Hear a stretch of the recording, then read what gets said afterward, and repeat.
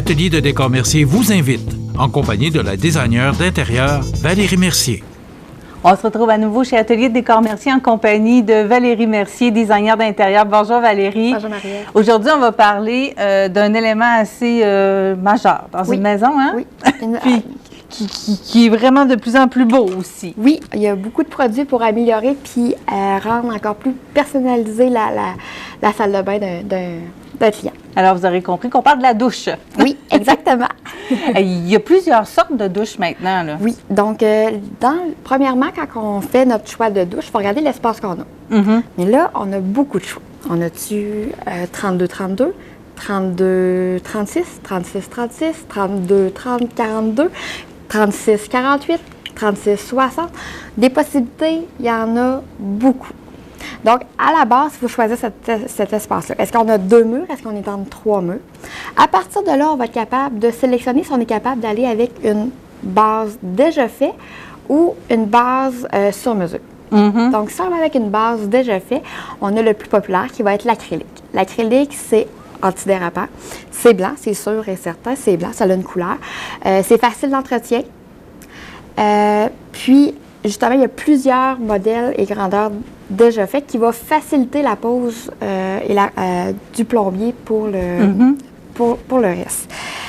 Par contre, c'est pas tout le monde qui va aimer ça que la base soit blanche. Donc, dans les dernières années, il y a plusieurs produits qui sont sortis, des bases en polymarbre. J'ai quelques modèles ici là, qu'on voit, il y a plusieurs couleurs qui existent. Donc, plusieurs compagnies ont fait leur propre composition, qui sont des très, très bons produits, mais qui vont nous offrir des couleurs différentes que le blanc, avec des textures aussi différentes. Donc, ça peut être intéressant pour plusieurs personnes. Exactement. Donc, encore là, on a une possibilité de mettre notre douche unique.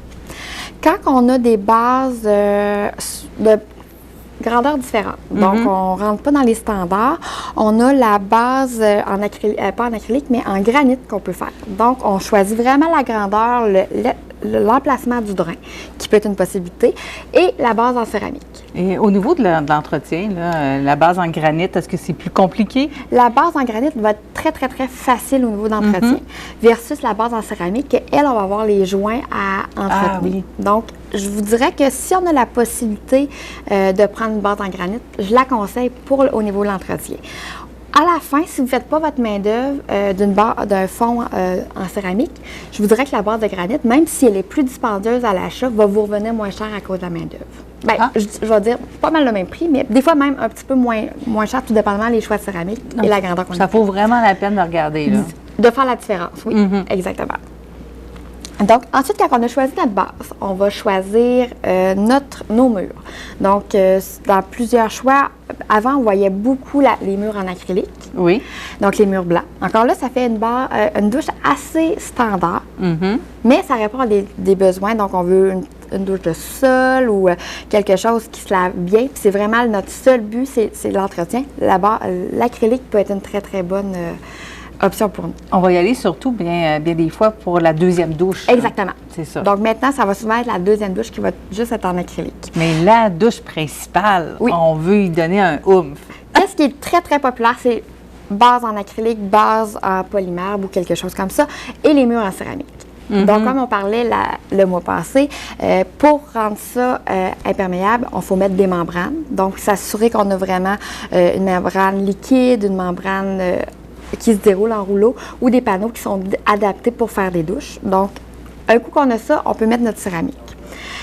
Par contre, j'ai encore là beaucoup de clients qui vont me dire « Ouais, mais Valérie, c'est pas facile l'entretien, les joints, je suis tannée, le joint de silicone entre la base et la céramique, toujours à refaire et tout ça. » Donc, dernièrement, ça fait déjà quelques années qu'on travaille, c'est des panneaux d'aluminium, donc des panneaux Miralux. Donc ça, c'est un peu fantastique. C'est plus facile d'installation que de la céramique.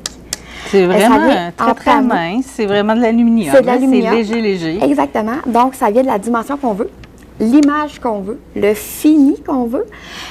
Puis, c'est vraiment traité pour résister aux produits. Donc, si on utilise des produits corporels, souvent les produits corporels vont avoir des agents qui vont des fois détériorer des produits. Donc, ça, c'est vraiment traité pour ça. Les rayons UV aussi. Donc, c'est vraiment un produit qui gagne à être connu. quand on me demande c'est quoi la différence de prix, quelqu'un qui ne fait pas sa main-d'œuvre. Donc, peu importe le produit choisi, il ne fait pas sa main-d'œuvre. Donc, on le fait installer par quelqu'un d'autre. Exactement. Oui. La céramique coûte moins cher à l'achat de produits, mais coûte très cher d'installation en main-d'œuvre. Ce produit-là va coûter plus cher en produit, mais beaucoup plus rapide à installer. Et beaucoup de personnes vont être capables de le faire eux-mêmes versus la céramique. Donc, des fois, ça peut être vraiment un produit qui peut sauver, puis ça va plus vite pour la fabrication de la douche. Puis pour l'entretien? Puis pour l'entretien, mais tu peux le voir, hein? Oui, c'est lisse. Donc, ça se fait très, très bien. On n'a pas de joint à aller travailler. Donc, c'est un excellent produit pour la douche. Ensuite, un coup qu'on a choisi nos murs, il reste la porte. Ben oui. Donc, dans les portes, ce qui est le plus populaire ces temps-ci avec des belles promotions, souvent, ça va être les portes coulissantes. Qu'on soit dans le chrome, dans le noir, dans le or, on a plein de choses qui s'offrent à nous. Quand on a des restrictions, des fois, ça va être la porte pivotante, donc une porte standard qui va être choisie. Ça dépend de l'espace qu'on a, bien des fois. Hein? Exactement. Et il y a aussi l'écran de douche qui va souvent être servi quand on veut une douche italienne. Par contre, ça, j'avertis souvent mes clients, si vous êtes un peu plus frileux, il y a un courant d'air qui se crée. Si on ne veut pas que l'eau sorte aussi, il faut être conscient que s'il n'y a pas de porte, tout dépendamment de la grandeur de la douche, il y a peut-être plus de chances que ça sort à l'extérieur de la douche. Est-ce que c'est une mode? Ça fait plusieurs années que les gens en demandent. C'est sûr que c'est inspiré beaucoup de l'Europe. L'Europe n'a pas le même climat, pas les mêmes espaces aussi. Donc, souvent, les salles de bain sont plus petites. Donc, les douches, ils sont habitués de vivre avec des contraintes. Donc, l'écran peut des fois amener des avantages. Mais avec notre climat, avec le froid et tout ça, des fois, la porte va être plus conseillée au Québec. On va l'apprécier. Exactement. Donc, ensuite, on choisit les robinets. Donc, on veut une pluie, on veut juste une litière téléphone, on veut des jets, on a plein de possibilités qui s'offrent à nous. Encore là, je parlais de couleurs, que ce soit dans le chrome, dans le or, dans le nickel, dans le noir. Toutes ces belles couleurs-là sont possibles. Puis, on a beaucoup de compagnies qui nous offrent davantage de couleurs aussi. Des petites choses aussi à penser pour la douche, les rangements. Oui. Donc, où qu'on met les bouteilles. Il y a des paniers qui existent qu'on peut rajouter dans les coins. Il y a des niches qu'on va mettre. On les mettait beaucoup en céramique, mais de plus en plus, on va les mettre en métal. Donc, j'ai beaucoup de compagnies qui nous offrent beaucoup de couleurs, beaucoup de grandeurs qui peuvent être très intéressants au niveau de l'entretien, encore une fois, parce que la douche, on va se le dire, c'est beaucoup d'entretien à cause de l'eau et tout ça. Puis, c'est la pièce qu'on va utiliser le plus, plusieurs fois par jour.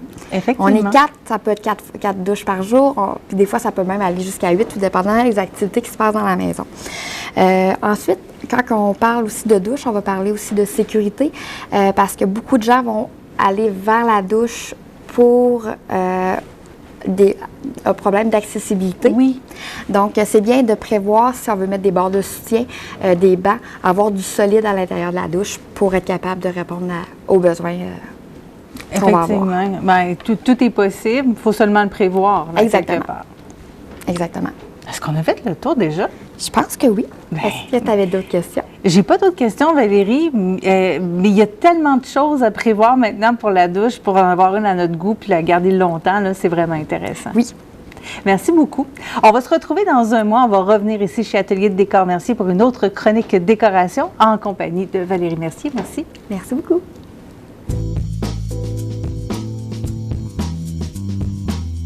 Atelier de décor Mercier vous invite, en compagnie de la designer d'intérieur Valérie Mercier.